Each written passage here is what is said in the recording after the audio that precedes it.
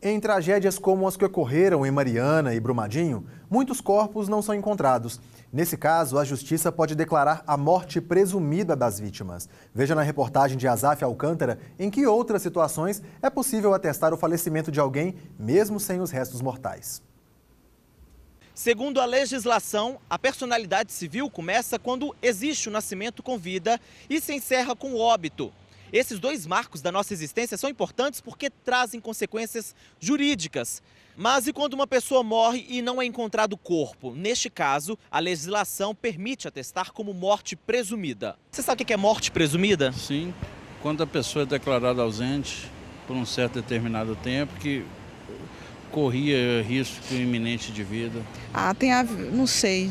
É uma morte que você não tem como constatar se ela realmente ocorreu. Por fatos, né, por meio de evidências, então você presume que ela teria ocorrido em razão de alguma circunstância.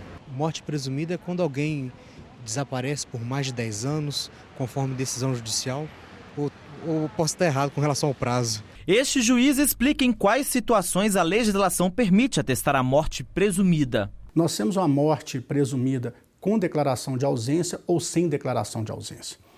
Com declaração de ausência, para aqueles casos em que a pessoa desaparece sem deixar notícias.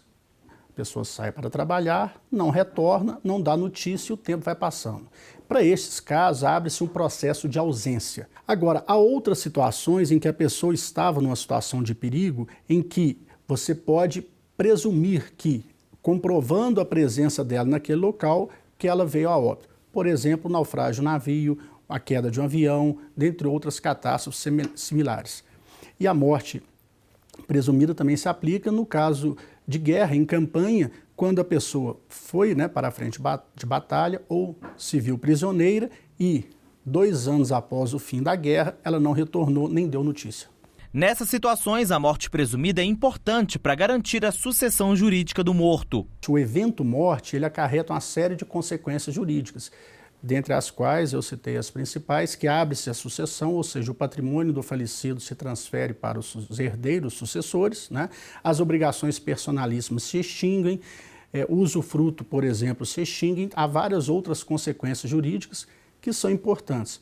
No caso de guerra, o atestado de morte presumida pode ser pedido após 2 anos, em catástrofes após se encerrarem as buscas. Já em desaparecimentos, o juiz explica que o processo é mais longo. Ele é composto de 3 fases. Numa primeira fase, declara-se a ausência.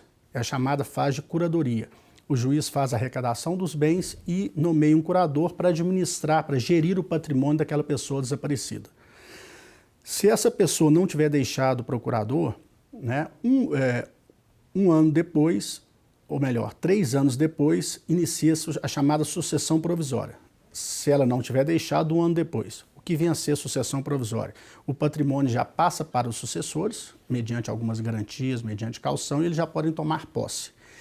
10 anos depois da sucessão provisória, faz-se a sucessão definitiva com a declaração da morte presumida.